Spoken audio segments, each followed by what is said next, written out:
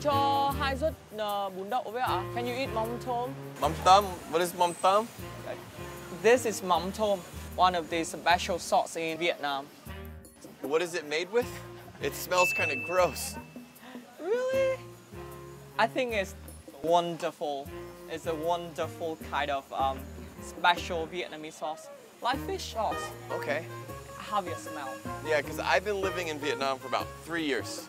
And I'm always like taken back. I'm shocked with certain things. I can never get used to it. With even food? Yes, with food. Ugh. So today we are going to talk about culture shock. Culture shock, the difference between Western and Vietnamese culture and the things that are very surprising. Mom thumb? Ugh, okay, quá. So,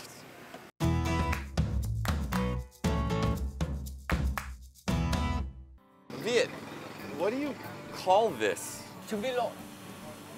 Trứng. Trứng, you go up there with trứng. Trứng? And go down with vịt and lộn. Vịt. No. Lộn. Like upside down. Okay.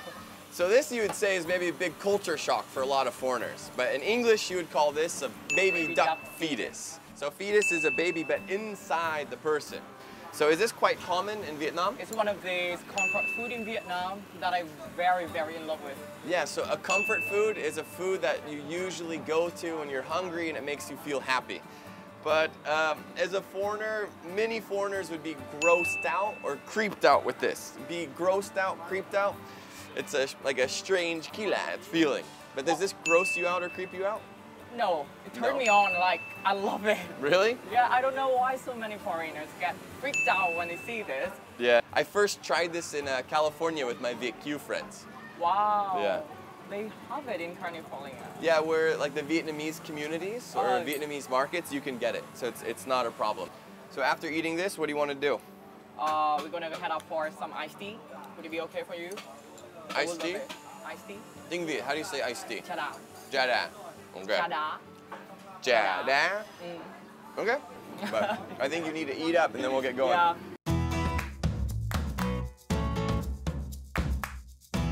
Comfort food is a food that you may eat that makes you feel very happy, special, and like a homey feeling, like you're at home. So for example, many Vietnamese may find trứng vịt lộn a comfort food. It's something on the street and reminds you of Vietnam and it makes you feel very happy and comfortable.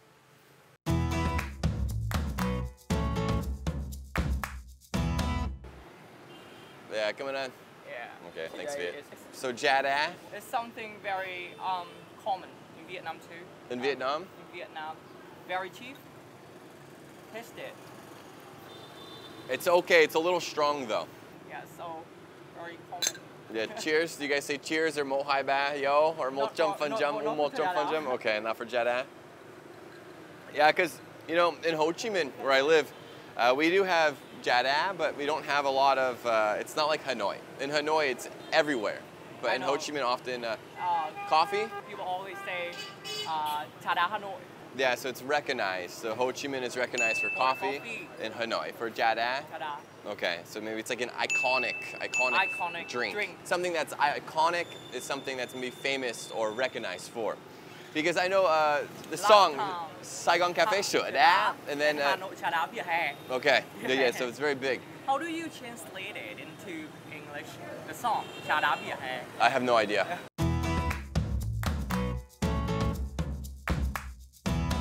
Iconic. Something that is iconic is something that's maybe famous or it sticks out. It's easy to see and it's really well known. So for example, maybe trứng vịt lộn is an iconic food in Vietnam.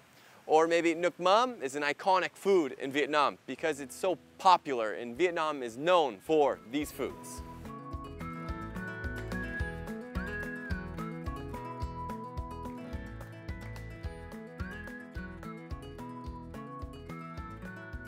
Dustin, can I ask you something a little bit curious? Sure. A little bit inquisitive.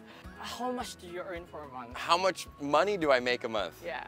See, that's my culture. That's a bit touchy. I guess, you know, I have to adapt. I live here, so I have to accept your culture. Because now in Vietnam, it's like me, hey, how much money do you make? Do you have a girlfriend? Why aren't you married? So I just ask Vietnamese this now. Do you know to beat around the bush?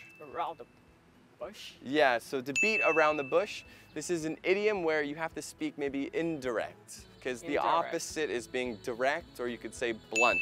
Because Westerners can be very blunt, but it depends on what you're talking about. So to beat around the bush. So to beat something is to hurt something, and a bush is a plant. To beat around the bush means not to be direct about something. With direct, you're speaking very straight. So for example, maybe you're very shy to ask your parents or your boss something very important. So you may beat around the bush. So you're scared to ask them, so you speak like this rather than this. So to beat around the bush.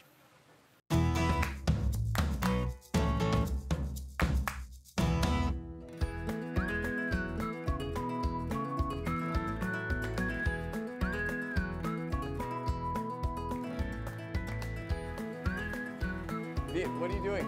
I'm just drinking a coffee. Why? Well, we're just drinking coffee. Why do you need a I just selfie? want to keep the memory, the good one, while we're here. I don't know. You know, I often see Vietnamese very invested in social media and taking pictures and pictures. Invested in? Yeah, so to be invested is to spend maybe a lot of time very involved with something. So yeah, I see Vietnamese often very invested in pictures and social media and online things. I think nowadays a lot of teenagers and even adults, we are spending time invested in social media, photo, and sharing our life a little bit too much. Yeah. Okay. Yeah, for me, moving to Vietnam, I've invested more time into social media. But Western culture, some things very different from Vietnamese. So it's a bit of a culture shock for me when I see all the selfies and selfies and selfies and selfies and selfies. Now that you say, I will invested a little bit more, less time for social media. Yeah, we'll see, but no problem. It's okay, because this is Vietnam. So you guys do whatever you want, it's no problem. And I have to learn your culture. Yeah, the good one.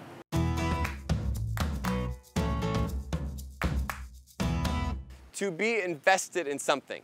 That means to be maybe occupied with, involved with, doing something a lot. So, for example, when I was in school, I was very invested into nutrition and health and fitness and biochemistry because I was invested into this to learn more. So I spent a lot of time doing it.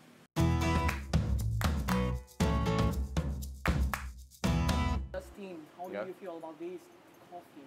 Coffee? Coffee. Like compared to Starbucks, something really popular in the West? Yeah. Vietnamese coffee, it's fine.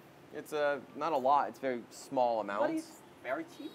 It is cheap, but in the West, we just often drink Starbucks. Starbucks is like a really cheap coffee to get in the US. In here, Starbucks is considered as something very fancy. Fancy? Fancy and fabulous. Really? Like for people to come in and share to the world that I have a cup of Starbucks here. Like, hey, not everyone having it. You know what I mean? Yeah, because in the US it's different. We just pop in and pop out. Pop in and pop out. Yeah, to pop in and pop out means to go in very fast and come out really fast. So often for coffees in the US, we just pop in, get a coffee, and pop out. We just go. Let's pop in, pop out. Go in and out real quick. Because in the US, maybe like one coffee, we do like hai mươi ngàn. So it's dirt cheap. It's really, really, really cheap. So it's dirt cheap.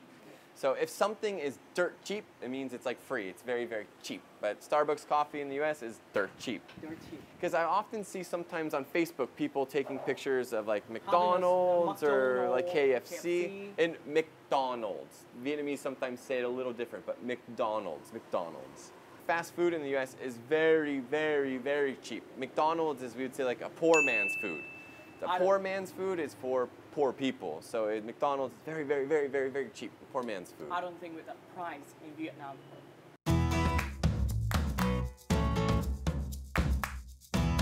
To pop in and pop out.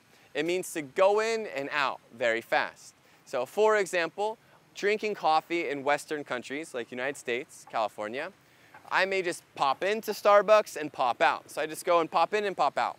That means I go in and I come out very fast. So another example, it's like I go to McDonald's. I just pop in and pop out. I get something very fast, in and out.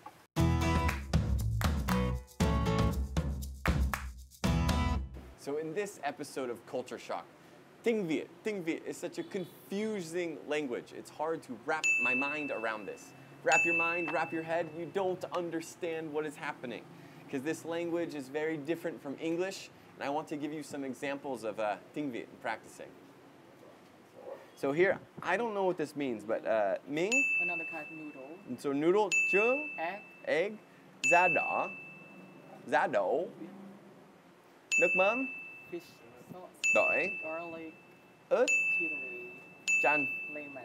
With Vietnamese, this language is tonal. I mentioned earlier, it's hard to wrap my mind around it, but tonal, in English, we don't really think about going up and down and all the marks with English, but tiếng Việt, you must, because if not, you mispronounce things. I know because sometimes learning a new language is hard. Learning Vietnamese is even harder because I found it completely confusing for foreigners like you with the tonal. Yeah, because when I first started learning, it drove me up the wall. If something drives you up the wall, you get so angry and so annoyed. You're going up a wall. So did English drive you up the wall when you learned English? A little bit. Actually, when I first learned English, however, I love English. Yeah. I love the cultural and the language, so I get into myself a little bit easier. Okay. For you, is it like a piece of cake? Not a piece of cake. So piece of cake, something very easy to learn, but tiếng Việt, no, it's hard to wrap my mind around it, and at times it drives me up the wall. I get so frustrated and so annoyed.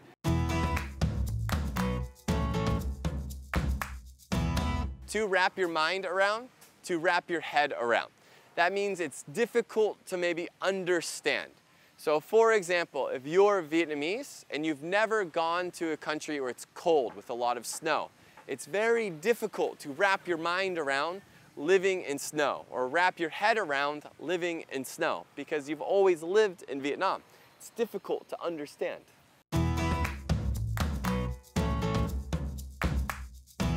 You want to test me right now?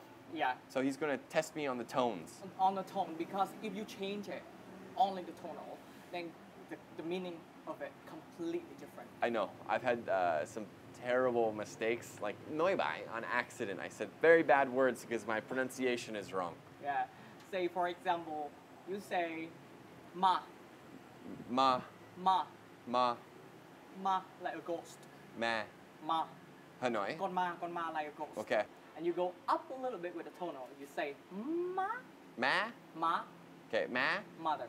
Mother. Mother. What is ma? Huh? Ma. Ma.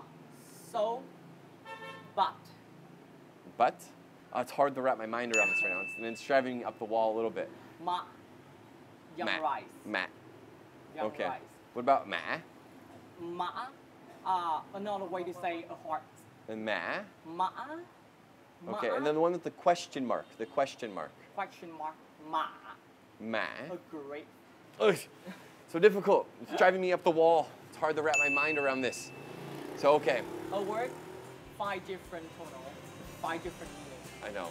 But English, one word, as many tones as you want, same meaning. Same meaning. It doesn't matter. It's the same meaning. So it's not I a, love English. yeah, and it's not a piece of cake. This is something that's It is not. It is not. oh, learning languages. Because, I know. So practice makes perfect.